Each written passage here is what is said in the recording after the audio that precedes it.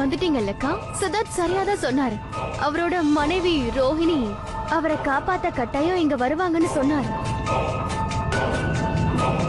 ஆனா ரோஹிணி வரல. இங்க பாருங்க சித்தார்த், ரோஹிணி வரல. ஆனா ரோஹிணி அவளோட அக்காவை, அவளோட சீமா அக்காவை இங்க அனுப்பி வச்சிருக்கா. அப்படி என்ன வித்தியாசம் இருக்க போகுது? நீங்க அக்கா தங்கச்சி 2 பேரும் பிரிஞ்சா போக போறீங்க? நீங்க இங்க வந்துட்டீங்கக்கா. ஆனா நீங்க இங்க வந்து ரொம்ப பெரிய தப்பு பண்ணிட்டீங்க சீமாக்கா. சரியோ தவறோ எனக்கு எந்த பிரச்சனையும் இல்ல. ஆனா நானும் என்னோட குடும்பமும் சித்தார்த்த உன்கிட்ட இருந்து காப்பாத்துறதுக்கு எங்க கடைசி மூச்சு இருக்கிற வரைக்கும் நாங்க போராடுவோம். என்னதான் போராடினாலும் உங்களால ஜெயிக்கவே முடியாதுக்கா. சித்தார்த் அவரோட விருப்பத்தோட இங்க என்கிட்ட வந்திருக்காரு. அப்புறம் அதுக்கு பதிலாதான் நான் உங்க எல்லாருக்கும் உயிர் பிச்சை கொடுத்திருக்கேன். அதுக்கும் இதுக்கும் சரியா போச்சு. நல்லதுக்கு பதிலா நான் தான் உங்களுக்கு நல்லது பண்ணிட்டேன். அப்புறம் நீங்க எதுக்கு என்னோட உலகத்துக்குள்ள வரீங்க? உங்களுக்கு அப்படி என்னதான் வேணும்? இங்க இருந்து போயிடுங்கக்கா. சித்தார்த் எனக்கு சொந்தமாக போறதை யாராலையும் தடுக்க முடியாது. நீங்க இந்த மாதிரி பண்றதுதான் என்ன அடிக்கடி தப்பான முடிவு எடுக்க கட்டாயப்படுத்திட்டு இருக்க. ஒத்துக்கிறேன், நான் என்னோட கோபத்தால உங்க குடும்பத்துல உள்ள சிலருக்கு தவறான விஷயங்களை செஞ்சு பாதிப்பை ஏற்படுத்தி இருக்கேன். அதெல்லாம் போதும். இனிமே நான் யாருக்கும் எந்த பாதிப்பையும் ஏற்படுத்த விரும்பலக்கா. அதனால நீங்க இங்க இருந்து போறதுதான் நம்ம 2 பேருக்குமே நல்லது. இப்ப நீயே விருப்பப்பட்டாலும் சரி, உன்னால எங்களை எதுவுமே செய்ய முடியாது. ஏன்னா இன்னைக்கு என் குடும்பம் பூரா ஒன்னா இருக்க என்னோட மிகப்பெரிய சக்தியே என்னோட பிரேம் தான் மாயா. அப்புறம் என் தாயோட ஆசீர்வாதமும் எனக்கு இருக்கு. இப்ப உங்க புருஷனாலையும் இல்ல உங்க துர்கா தேவியோட ஆசீர்வாதத்தாலையும் என்ன எதுவுமே செய்ய முடியாது. ஏன்னா இங்க இந்த உலகத்துல நான் சொல்றதுதான் நடக்கும்.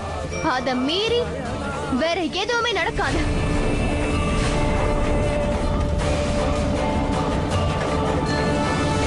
எதை நீ உன்னோட உலகம்னு சொல்லிக்கிட்டு இருக்கியோ அத உருவாக்குனது கூட அந்த தாய் தான். அதை தெரிஞ்சுக்கோ. அதனால எங்கேயும் எப்பவும் அவங்க விருப்பம் மட்டும்தான் நடக்கும். அதையும் பார்க்கலாம் நடக்க போறது என்னன்னு. இப்ப ஒரு விஷயத்த சொல்லவா? உங்களோட தங்கச்சி ரோஹிணி சித்தார்த்தோட நம்பிக்கைய கெடுத்துட்டா. சித்தார்த் ரொம்ப நம்பிக்கை வச்சிருந்தாரு. ரோஹிணி இங்க வந்து கண்டிப்பா இவரை காப்பாத்துவான்னு சொல்லிட்டு இருந்தாரு. ஆனா அப்படி நடக்கல.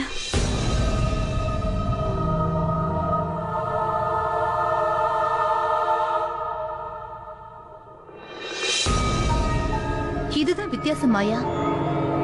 உனக்கும் ஏன் ரோஹிணிக்கும்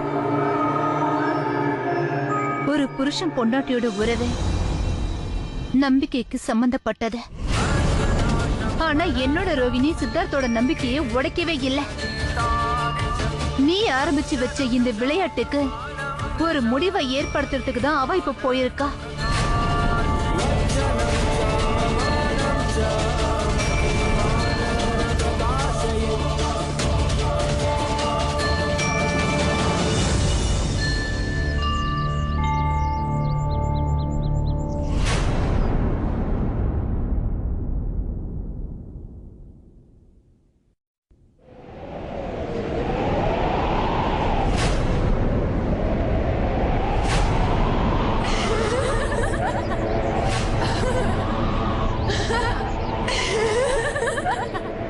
நீங்க பயப்படாதீங்க சார். நான் இதுல போட்டிருக்க மருந்து இருக்கு பாருங்க, அது மிருகங்களை மயக்கமடைய செய்யும். அப்புறம் இந்த மருந்தை ஊத்துனீங்கன்னா அந்த நாகம் கண்டிப்பா மயக்கமடையும். ஆனா இதனால ஒருவேளை அதோட உயிருக்கு எந்த ஆபத்தும் இல்ல. அது மயக்கம் அடைஞ்சு பலவீனமாயிடும், அவ்வளவுதான். அந்த நாகத்து மேல எப்போ தாக்குதல் நடத்தணும் அதை மட்டும் நீங்க சொல்லுங்க. அதுக்கு இன்னும் கொஞ்சம் டைம் இருக்கு.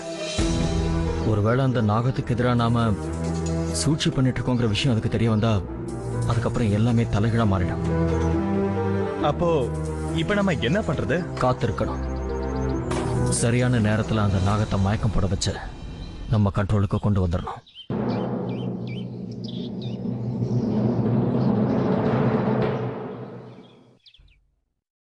ஏதாவது சாப்பிடுங்க, இல்லைன்னா மறுபடியும் உங்க உடம்புக்கு ஏதாவது வந்துடும். என்னோட குடும்பத்தை என்னால பார்க்க முடியல. என் உடம்ப காப்பாத்தி நான் என்ன பண்ண போறேன்? எனக்கு எதுவும் வேண்டாம் சுஜாதா. ஒரு மனுஷன் எந்த சமயத்துல தோத்து போறான் தெரியுமா? எப்போ தன் கண் முன்னாடியே தன் குடும்பத்துல இருக்கிறவங்களுக்கு ஆபத்து வரும்போது எல்லாத்தையும் சகிச்சுக்கிட்டு இருக்கானோ,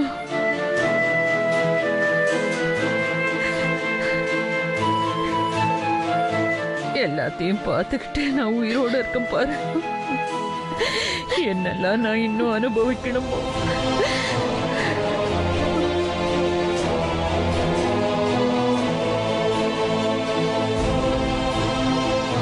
என்னுடைய வாழ்க்கையில முதல் முறையா நான் அநியாயம் செய்யணுங்கிற எண்ணத்துக்கு நான் வந்துட்டேன்.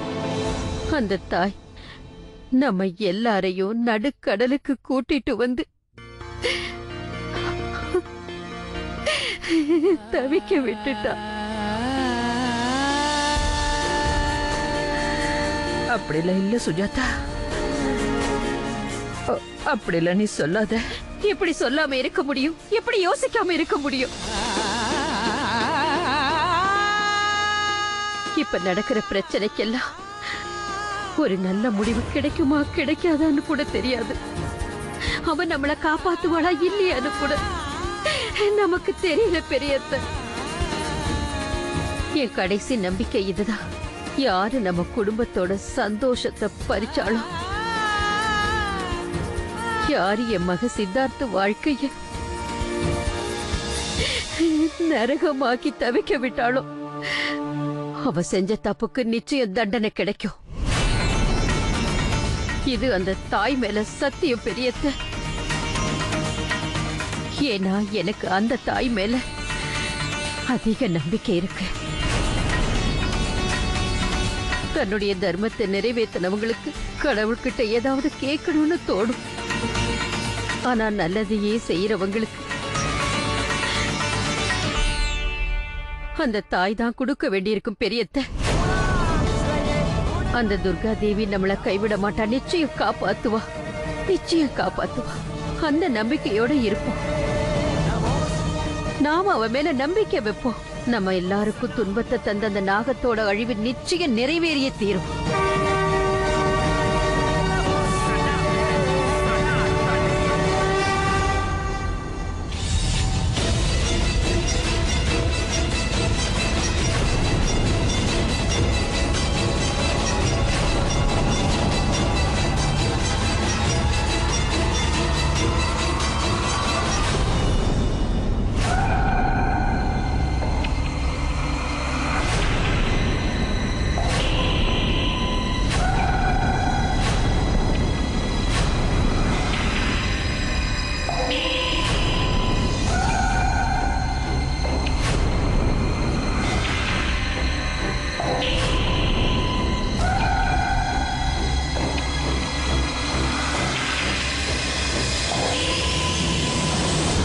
இவரை பார்த்தா அகோரி மாதிரி தெரியுதே.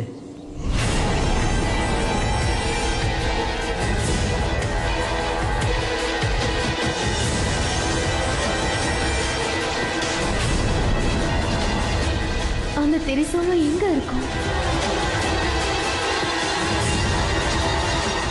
அங்க ஒரு அகோரி தியானம் பண்ணிக்கிட்டு இருக்கிறாரு. அகோரியா? ஆமா, அகோரி அந்த பக்கம் போறதே ரொம்ப ஆபத்தானது. ஒருவேளை நம்ம அங்க போறதுனால அவரோட தவம் கலைஞ்சு போச்சுன்னா, அப்போ அவரோட கோபத்தினால நம்ம உயிருக்கே கூட ஆபத்து ஏற்படலாம். நீங்க என்ன பேசுறீங்க? ஏன் உளறீங்க? நான் ஒன்னும் வளரல, நான் சொல்றதை கேளுங்க. இப்ப நம்ம எந்த வழியா போய்கிட்டு இருக்கோமோ அது ரொம்ப ஆபத்தான பாதை. ஆபத்துங்கிற வார்த்தை என்னோட வாழ்க்கையை விட்டு எப்பவோ நீங்கி போயிடுச்சு. அந்த நாகத்தோட இத்தனை நாளா நான் போராடி எந்த பிரச்சனையும் ஃபேஸ் பண்ற தைரியம் எனக்கு வந்துருச்சு. இப்ப எனக்கு அந்த தைரியம் தான் எனக்கு உதவி செய்ய போகுது. இனிமே வெயிட் பண்ண கூடாது. நாம இங்க இருந்து சீக்கிரம் போயாகணும். நம்ம கிட்ட நேரம் இல்ல. இப்ப மணி 8:10 ஆகுது. இன்னும் 1 மணி நேரத்துக்குள்ள எப்படியாவது நாம அந்த திரிசூலத்தை எடுத்துட்டு போகணும். நாம ரொம்ப ஜாக்கிரதையா இருக்கணும் ரோஹிணி. இப்போ நாம ரொம்ப கவனமா போயாகணும். அதுவும் முக்கியமா அந்த அகோரியை கிராஸ் பண்ணும்போது. எந்த காரணத்துக்கு கொண்டும் நம்மால அவரோட தவம் கலைஞ்சிராம பாத்துக்கணும். சரி. Be careful. இப்ப கூட நேரம் இருக்கு மாயா, உன் தப்ப திருத்திக்கோ. அந்த தாய் உருவாக்குன இந்த பிரபஞ்சத்துல சில விதிமுறைகள் இருக்கு. அந்த விதிமுறைகள் 5 அறிவு இருக்கிற விலங்கா இருந்தாலும் சரி, 6 அறிவு இருக்கிற மனுஷனா இருந்தாலும் சரி, யாரா இருந்தாலும் அந்த விதிமுறைகளுக்கு கட்டுப்பட்டுதான் ஆகணும்.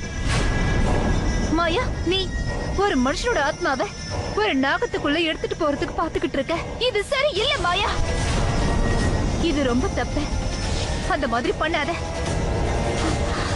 மாயா. நான் ஒத்துக்கிறேன், உனக்கு வாழ்க்கையில ரொம்பவே அநியாயம் நடந்திருக்கு. உன்கிட்ட இருந்து மாங்கல்யம் பறி போயிருக்கு மாயா. அதை நினைச்சு நாங்களும் தான் கவலைப்படுறோம். ஆனா அதுக்கு நீ இந்த மாதிரி பண்ணக்கூடாது. இன்னொரு பொண்ணோட மாங்கல்யத்தை அழிச்சு நீ அலங்கரிச்சுக்க பாத்துக்கிற மாயா.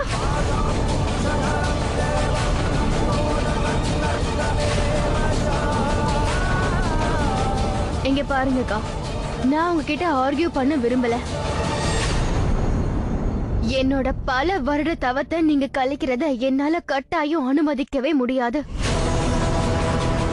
இன்னைக்கு நான் மகா யாகம் பண்ணி நான் இன்னைக்கு சித்தார்த்த என்னோட நாகத்துக்குள்ள அனுப்பி வச்சு இனிமே திரும்பி போகாத மாதிரி எனக்கு சொந்தமாக்கிக்க போறேன். உன்னால நிச்சயமா அந்த மாதிரி செய்யவே முடியாது. ஏன் செய்ய முடியாது சொல்லுங்க, நீங்க தடுப்பீங்களா? இப்போ என்ன சித்தார்த்த கிட்ட இருந்து யாராலையும் பிரிக்க முடியாது. நான் உங்களை கை எடுத்து கும்பிட்டு வேண்டி கேட்டுக்கிறேன், இங்க இருந்து போயிடுங்கக்கா. இங்க பாருங்கக்கா, பிளீஸ் நீங்க இங்க இருந்து போயிடுங்க. நான் சொல்றேன்லக்கா, போயிடுங்க. போயிடுங்க. இல்லனா என்ன?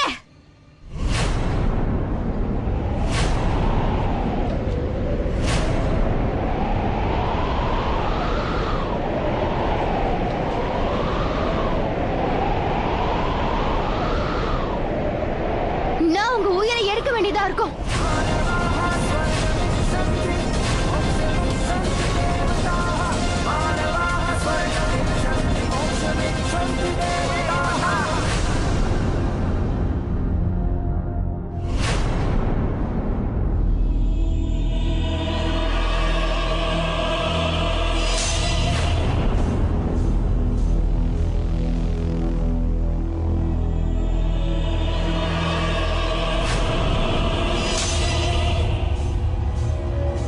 என்கிட்ட அடம் பிடிக்காதீங்கக்கா, இங்க இருந்து போயிடுங்க.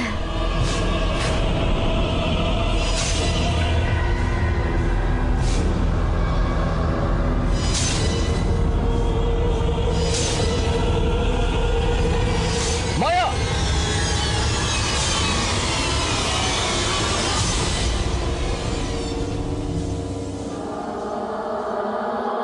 வேண்டாம்.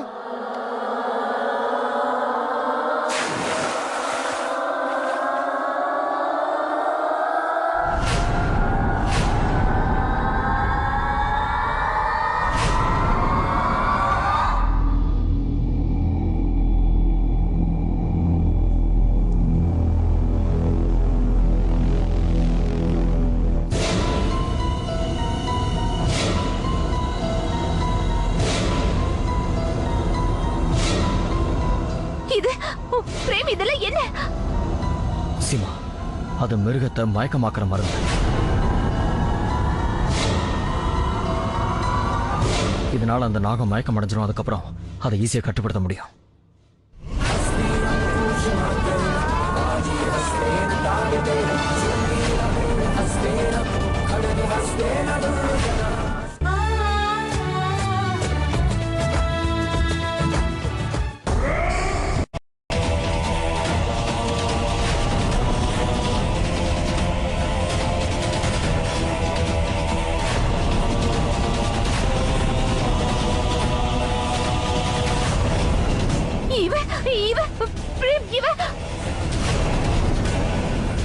அன்னைக்குமா அந்த மருந்து இது மேல வேலை செய்யலன்னு நினைக்கிறேன்.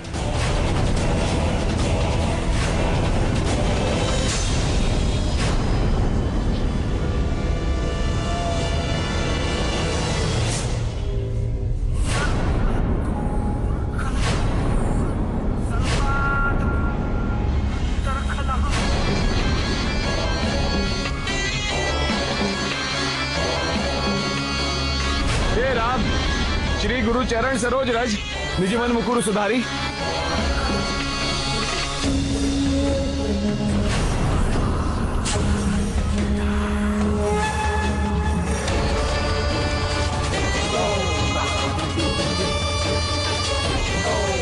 हे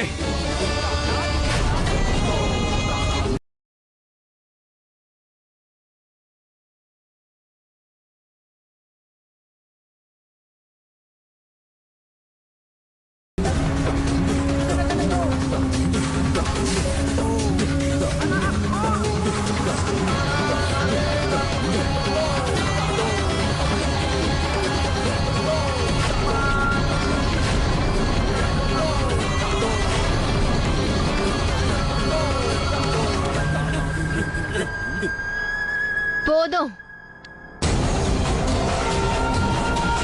எல்லையும் மீறீங்க.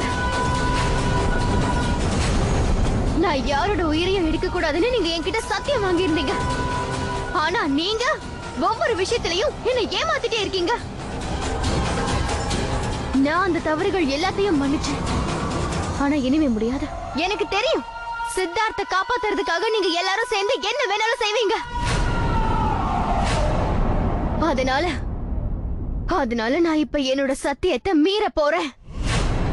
நான் சிவன் மேல சத்தியம் பண்ணி சொல்றேன், அடுத்து வர்ற 15 நாளைக்கு நான் யார் உயிரையும் எடுக்க மாட்டேன்.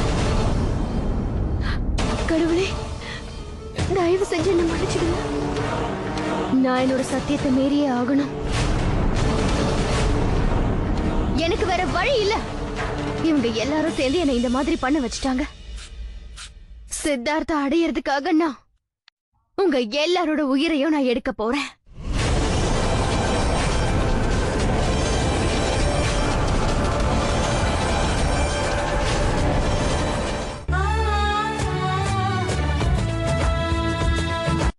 நில்லு, பின்னாடி போ.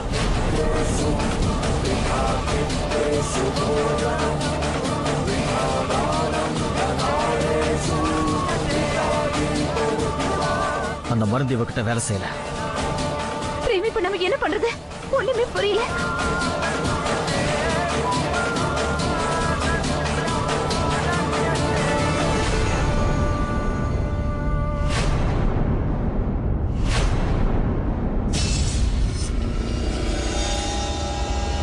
ஒரு சில நேரங்கள்ல இந்த மருந்து மெதுவா தான் வேலை செய்ய ஆரம்பிக்கும்.